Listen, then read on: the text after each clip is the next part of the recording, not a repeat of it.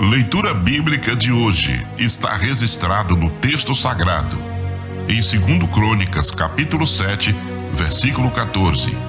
E se meu povo, que se chama pelo meu nome, se humilhar e orar e buscar a minha face e se converter dos seus maus caminhos, então eu ouvirei dos céus e perdoarei os seus pecados e sararei a sua terra. Apenas um versículo para que nós possamos falar sobre o que é avivamento espiritual. Humilhar-se diante de Deus, buscar a face do Senhor em oração e converter-se dos seus maus caminhos são atitudes que precedem um avivamento espiritual. Uma pessoa que quer o avivamento espiritual, ele tem que aprender a buscar a face do Senhor em oração. Ele tem que aprender a se converter dos seus maus caminhos. Essas atitudes, elas precedem o avivamento espiritual. É por isso que nós iremos falar nesta mensagem o quanto o avivamento espiritual é necessário para a vida do cristão. E nós que somos obreiros precisamos de uma vida avivada para que nós possamos continuar em realizar os propósitos de Deus. Veremos o quanto ele é indispensável para o nosso crescimento. O avivamento espiritual é necessário para o crescimento. O crescimento espiritual pode ser conquistado por meio de práticas devocionais, como a oração, a leitura bíblica. Essas coisas são importantes para o nosso crescimento espiritual.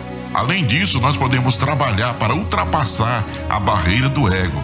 Ajude o próximo e exercite a empatia. Verdadeiramente, para nós podermos crescer espiritualmente, precisaremos se submeter a Deus. Peça que Deus lhe revele as áreas de sua vida que precisam ser mudadas. E o quanto você souber quais são, obedeça a Deus. Confesse os seus erros.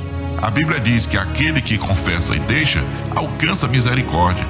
Mas aquele que encobre as suas transgressões nunca prosperará. Escolha fazer a vontade de Deus, porque Deus ele vai cumprir com você. No livro de Tiago, no capítulo 4 e no verso de número 8, a Bíblia diz: chegai-vos a Deus e ele chegará a vós. Submeta a Deus. Coloque a sua vida diante de Deus. Você pode ter certeza que Ele vai trabalhar para que você continue sendo uma bênção nas suas mãos. Outra coisa interessante para o crescimento espiritual é o estudo bíblico. É necessário. Deus fala através da Bíblia. Estudando a Bíblia, você vai aprender muitas coisas e descobrir como crescer espiritualmente. A Bíblia diz que nós temos que crescer na graça e no conhecimento. Comece aos poucos, procure melhorar o seu estudo na Bíblia com o tempo. Não é da noite para o dia, o importante é você praticar. Outra coisa que vai ser interessante é a prática da oração. Estar na presença de Deus. Quem ora se aproxima de Deus para conversar com Ele. A oração aumenta a intimidade com Deus. A fonte de vida que nos faz crescer é a oração. Procure novas formas de orar, se chegando a Ele em todas as situações da sua vida. Em 1 Tessalonicenses, no capítulo 5 e no verso 17, a Bíblia diz: orai sem cessar. Isso significa que nós precisamos colocar em prática a oração na nossa vida espiritual. Isso porque Deus quer crescer o nosso ministério. Ele quer crescer a nossa fé e a nossa crença. Desenvolva a sua vida espiritual. Quando você desenvolve, você vai culminar para o cumprimento da missão integral da igreja no mundo. Esse fenômeno espiritual é a condição primária para que o corpo de Cristo proclame o Evangelho de Jesus a toda criatura.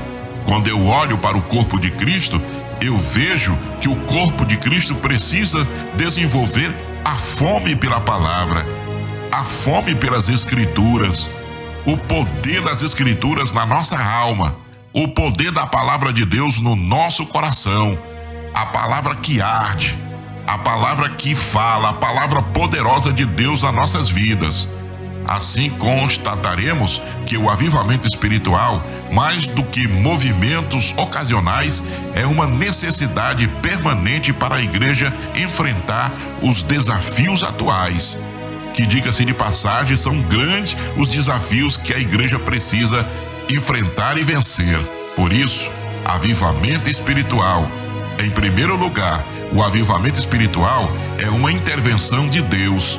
É Deus que vai trabalhar, é Deus que vai intervir, e isso acontece quando nós praticamos o crescimento espiritual. Só tem início quando o Espírito Santo encontra espaço no coração de uma pessoa, de um grupo, de uma cidade ou de uma nação. Quando as pessoas se colocam diante de Deus com sede de avivamento, Deus vai irromper.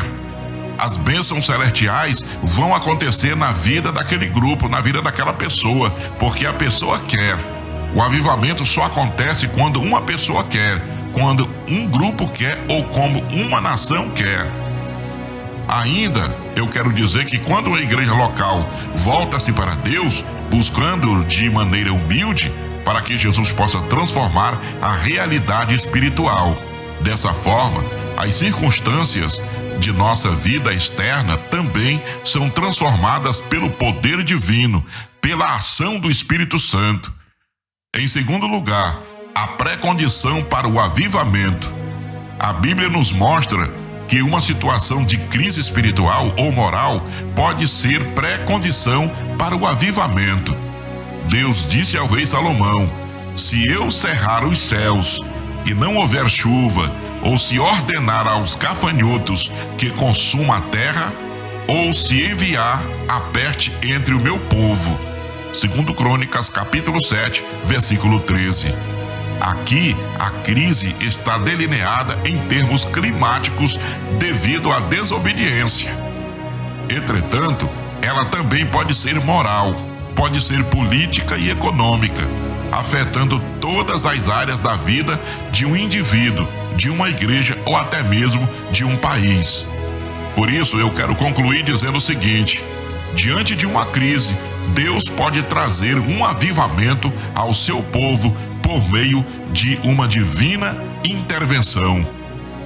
Não esqueça que a Bíblia diz: se o meu povo, que se chama pelo meu nome, se humilhar e orar e buscar a minha face e se converter dos seus maus caminhos, então eu ouvirei dos céus, perdoarei os seus pecados e sararei a sua terra. É assim que a Bíblia nos ensina. Nós queremos, neste momento, orar pela sua vida. Querido Espírito Santo, graças te damos por essa grande oportunidade que o Senhor tem nos concedido, o privilégio de poder falar sobre este assunto tão importante, o que é avivamento espiritual. Que o teu povo possa ansiar pelo crescimento, que o teu povo possa ansiar pelo desenvolvimento, para que o teu Espírito Santo possa operar e trabalhar na vida das pessoas. Nós estamos aqui ministrando e pregando esta palavra maravilhosa.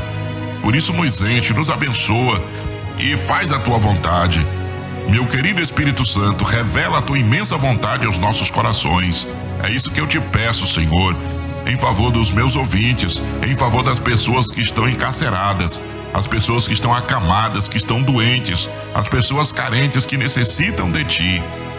Aviva a tua obra, Senhor, e tenha misericórdia de nós. É isso que nós te pedimos, no amor e na bondade do Espírito Santo.